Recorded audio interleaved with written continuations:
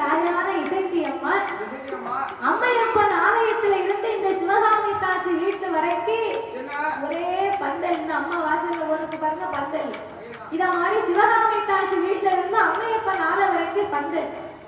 அப்ப இந்த பந்தலிலே சிவகாமி தாசி நடந்து வரும்போது ஏ அப்பா முன்னாலையும் ஓடி ஓடி ஓடி பார்த்தாங்க.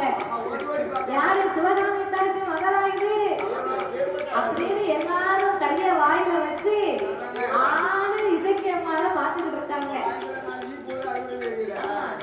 அப்ப இந்த அளவுக்கு இசைக்கு அம்மா அம்மையப்பன் ஆலயத்துக்கு நடந்து வரும்போது ரெண்டு காலிலேயும் சலங்க போட்டிருக்கா.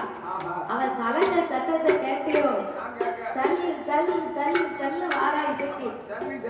அப்ப இந்த இசைக்கு அம்மையப்பன் ஆலயத்துக்கு நடந்து வரும்போது சிவகாமி தாசி பின்னடக்க என் இசைக்கு அம்மா முன்னடக்க அவளுக்கு இசைக்கு அம்மாளுக்கு முன்னால திருக்கண்ட லட்சமா மிருதங்கத்தை தோல்ல போட்டுக்கிட்டு அக்காளுக்கும் தங்கச்சிக்கு முன்னால நட்டுவான் போறான்.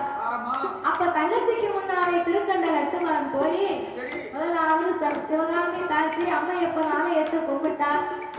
ஐயனே மையனே ஐயா அம்மையப்பா பரம்பொருளே, உம்முடைய ஆலயத்திலே உங்க அருளால பிறந்த பிள்ளை இந்த இசைக்கு அம்மால இன்னைக்கு நாங்க பரதநாட்டியத்துக்கு அரங்கேற்றம் பண்ண போறோம்.